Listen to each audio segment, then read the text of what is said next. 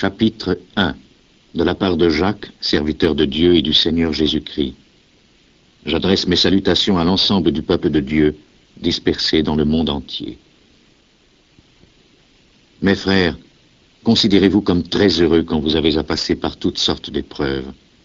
Car vous le savez, si votre foi résiste à l'épreuve, celle-ci produit la patience. Mais veillez à ce que votre patience se manifeste pleinement, afin que vous soyez parfaits et complets, qu'il ne vous manque rien. Cependant, si l'un de vous manque de sagesse, qu'il la demande à Dieu, qui la lui donnera. Car Dieu donne à tous généreusement et avec bienveillance. Mais il faut qu'il demande avec foi, sans douter, car celui qui doute est semblable à une vague de la mer que le vent soulève et pousse de tous côtés. Un tel homme ne doit pas s'imaginer qu'il recevra quelque chose du Seigneur, car il est indécis et incertain dans toute sa conduite. Que le frère pauvre soit fier de ce que Dieu l'élève, et le frère riche de ce que Dieu l'abaisse. En effet, le riche passera comme la fleur d'une plante sauvage. Le soleil se lève avec sa chaleur brûlante et dessèche la plante. Sa fleur tombe et sa beauté disparaît. De même, le riche disparaîtra au milieu de ses activités.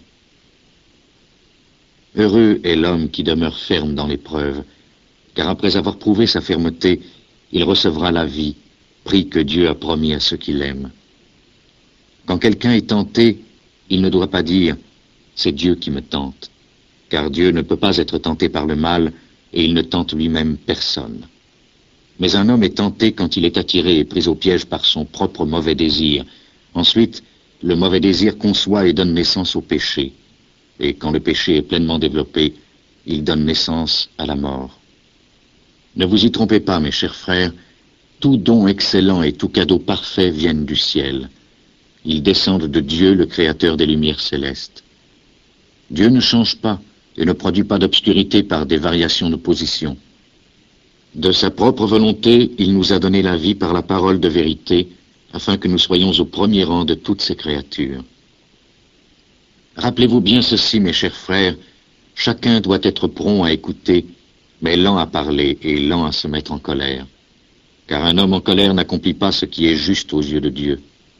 C'est pourquoi, rejetez tout ce qui salit et toute activité mauvaise. Acceptez avec humilité la parole que Dieu plante dans votre cœur, car elle peut vous sauver. N'allez pas vous tromper vous-même en vous contentant d'écouter la parole de Dieu. Au contraire, mettez-la en pratique. Car celui qui écoute la parole sans la mettre en pratique ressemble à un homme qui se regarde dans un miroir et se voit tel qu'il est. Après s'être regardé, il s'en va et oublie aussitôt comment il est. Mais celui qui examine attentivement la loi parfaite qui nous donne la liberté et s'y attache fidèlement, qui ne se contente pas de l'écouter pour l'oublier ensuite, mais qui la met en pratique, celui-là sera béni par Dieu dans son activité. Si quelqu'un croit être religieux et ne sait pas maîtriser sa langue, il se trompe lui-même. Sa religion ne vaut rien. Voici ce que Dieu le Père considère comme la religion pure et authentique. Prendre soin des orphelins et des veuves dans leur souffrance et se garder de toute tâche produite par la mauvaise influence du monde.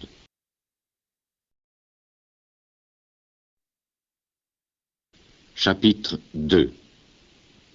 Mes frères, vous qui vivez dans la foi en notre glorieux Seigneur Jésus-Christ, vous ne devez pas en même temps agir différemment selon les personnes. Supposez ceci. Un homme riche portant un anneau d'or et un habit magnifique entre dans votre assemblée. Un pauvre homme, avec un habit usé, y entre aussi. Si vous manifestez un respect particulier pour l'homme bien habillé et que vous lui dites « Veuillez vous asseoir ici, à cette place d'honneur », mais que vous dites au pauvre « Toi, reste debout ou assieds-toi là, par terre, à mes pieds », vous faites alors des distinctions entre vous et vous portez des jugements inspirés par de mauvaises raisons. Écoutez, mes chers frères, Dieu a choisi les pauvres de ce monde pour qu'ils soient riches dans la foi et reçoivent le royaume qu'il a promis à ceux qui l'aiment. Mais vous méprisez le pauvre. Ceux qui vous oppriment et vous traînent devant les tribunaux, ce sont les riches, n'est-ce pas? Ce sont eux qui disent du mal de ce beau nom que Dieu vous a donné. Certes, vous faites bien si vous accomplissez la loi du royaume telle que l'Écriture la présente.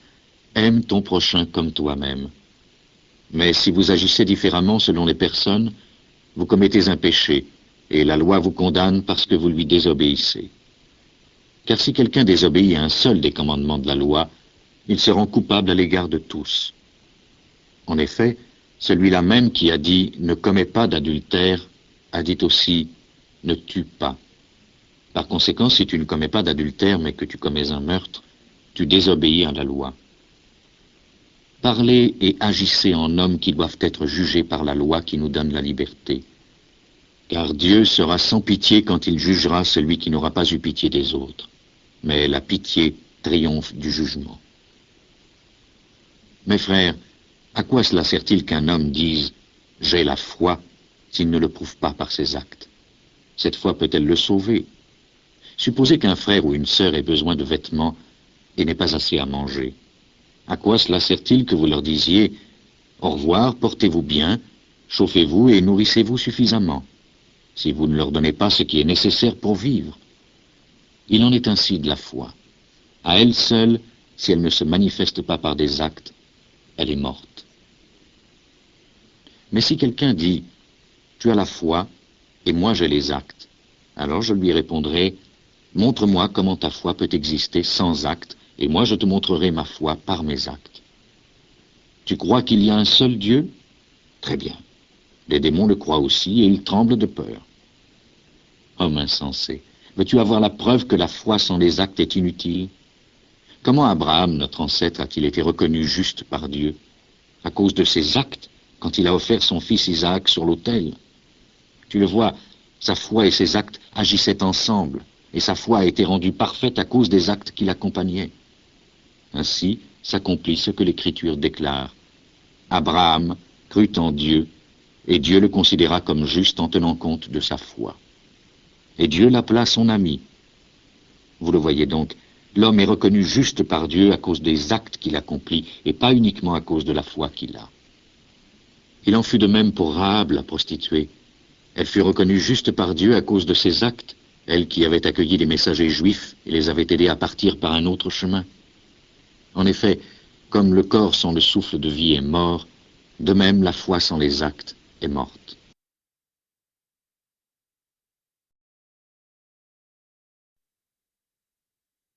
Chapitre 3. Mes frères, ne soyez pas nombreux à vouloir être des enseignants, car vous savez que nous, les enseignants, nous serons jugés plus sévèrement que les autres. Nous commettons tous des erreurs de beaucoup de manières. Si quelqu'un ne commet jamais d'erreur dans ce qu'il dit, c'est un homme parfait, capable de maîtriser aussi tout son corps. Nous mettons le mort dans la bouche des chevaux pour qu'ils nous obéissent, et nous pouvons ainsi diriger leur corps tout entier. Ou bien, pensez aux navires. Quoiqu'ils soient très grands et que des vents violents les poussent, ils sont dirigés par un très petit gouvernail et vont là où le pilote le veut. De même, la langue est une toute petite partie du corps, mais elle peut se vanter de grandes choses. Pensez à la grande forêt qu'un petit feu suffit à mettre en flamme. La langue est comme un feu. Elle est un monde de mal qui a sa place dans notre corps et infecte notre être entier. Elle enflamme tout le cours de notre existence du feu qui lui vient de l'enfer même. L'homme est capable de dompter toute espèce de bêtes sauvages, d'oiseaux, de reptiles et de poissons, et il les a domptés. Mais aucun homme n'a jamais pu dompter la langue. C'est un mal qu'on ne peut maîtriser. Elle est pleine d'un poison mortel. Nous l'utilisons pour remercier le Seigneur notre Père, mais aussi pour maudire les hommes que Dieu a créés à sa ressemblance. Des paroles de reconnaissance et de malédiction sortent de la même bouche. Mes frères, il ne faut pas qu'il en soit ainsi. Aucune source ne donne par la même ouverture de l'eau douce et de l'eau amère. Un figuier, mes frères, ne peut pas produire des olives. Une vigne ne peut pas produire des figues. De même, l'eau salée ne peut pas donner de l'eau douce. Y a-t-il parmi vous quelqu'un de sage et d'intelligent? Qu'il le prouve par sa bonne conduite, par des actes accomplis avec humilité et sagesse. Mais si vous avez dans votre cœur une jalousie amère et un esprit de rivalité, ne vous vantez pas et ne mentez pas en niant la vérité. Une telle sagesse ne descend pas du ciel. Elle appartient à ce monde et à la nature humaine. Elle vient du diable. Car là où se trouve la jalousie et l'esprit de rivalité, il y a aussi du désordre et toute espèce de mal. Mais la sagesse d'en haut est pure, tout d'abord. Ensuite, elle est pacifique, douce et bienveillante. Elle est pleine de bonté et produit des œuvres bonnes. Elle est sans parti pris et sans hypocrisie. Ceux qui créent la paix autour d'eux sèment dans la paix, et le fruit qu'ils récoltent, c'est une vie juste.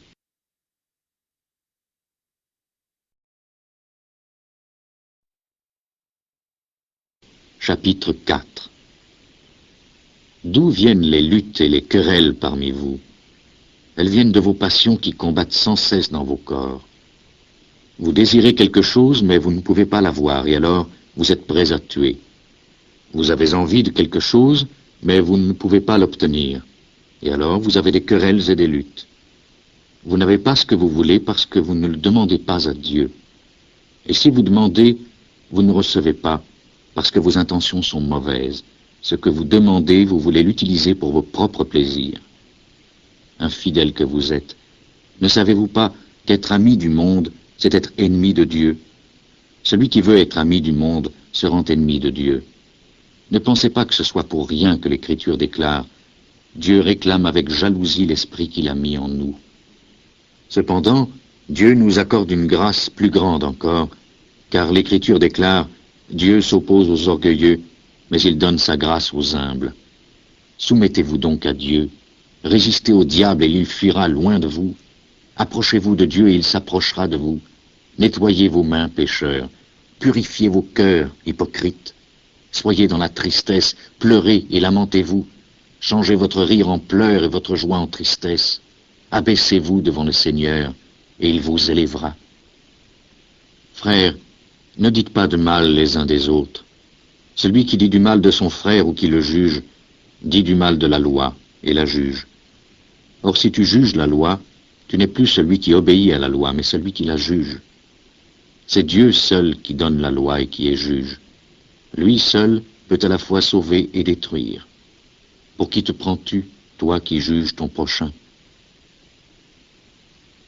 Écoutez-moi maintenant, vous qui dites « Aujourd'hui ou demain nous irons dans telle ville, nous y passerons une année, nous ferons du commerce et nous gagnerons de l'argent. » Vous ne savez pas ce que votre vie sera demain.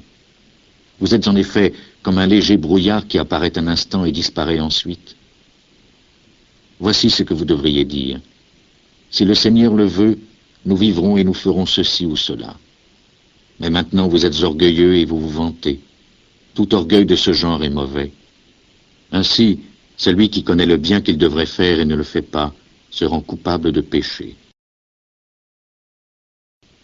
Chapitre 5. Et maintenant, écoutez-moi, vous les riches. Pleurez et gémissez à cause des malheurs qui vont venir sur vous. Vos richesses sont pourries et vos vêtements sont rongés par les vers. Votre or et votre argent sont couverts de rouille. Cette rouille sera un témoignage contre vous et dévorera votre chair comme un feu. Vous avez amassé des richesses dans ces jours qui sont les derniers. Vous n'avez pas payé le salaire des ouvriers qui travaillent dans vos champs. Écoutez leurs plaintes. Les cris de ceux qui rentrent vos récoltes sont parvenus jusqu'aux oreilles de Dieu, le Seigneur Tout-Puissant. Vous avez vécu sur la terre dans le luxe et les plaisirs. Vous vous êtes engraissés pour le jour de la boucherie. Vous avez condamné et mis à mort l'innocent et il ne vous résiste pas. Prenez donc patience, frères, jusqu'à ce que le Seigneur vienne. Voyez comment le cultivateur prend patience en attendant que la terre produise de précieuses récoltes. Il patiente jusqu'à ce que les pluies d'automne et de printemps soient tombées. Prenez patience, vous aussi. Soyez pleins de courage, car la venue du Seigneur est proche. Ne vous plaignez pas les uns des autres, frères, afin que Dieu ne vous juge pas. Le juge est proche, il est prêt à entrer. Frères, souvenez-vous des prophètes qui ont parlé au nom du Seigneur. Prenez-les comme modèles de patience fidèles dans la souffrance. Nous les déclarons heureux parce qu'ils ont tenu bon. Vous avez entendu parler de la patience de Job, et vous savez ce que le Seigneur lui a accordé à la fin, car le Seigneur est plein de pitié et de bonté. Surtout, mes frères, ne faites pas de serment, n'en faites ni par le ciel, ni par la terre, ni d'aucune autre façon. Dites simplement oui quand c'est oui, et non quand c'est non, afin que vous ne tombiez pas sous le jugement de Dieu. Quelqu'un parmi vous est-il dans la souffrance? Qu'il prie. Quelqu'un est-il heureux? Qu'il chante des louanges. Quelqu'un parmi vous est-il malade? qu'il appelle les anciens de l'Église. Ceux-ci prieront pour lui et verseront de l'huile sur lui au nom du Seigneur.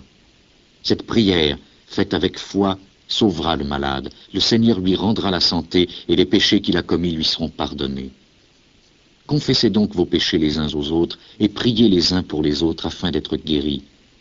La prière fervente de l'homme juste a une grande efficacité.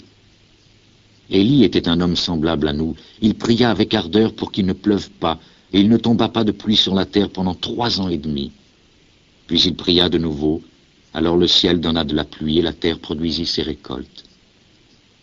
Mes frères, si l'un de vous s'est éloigné de la vérité et qu'un autre l'y ramène, rappelez-vous ceci. Celui qui ramène un pécheur du mauvais chemin où il se trouve sauvera de la mort l'âme de ce pécheur et fera qu'un grand nombre de péchés seront pardonnés.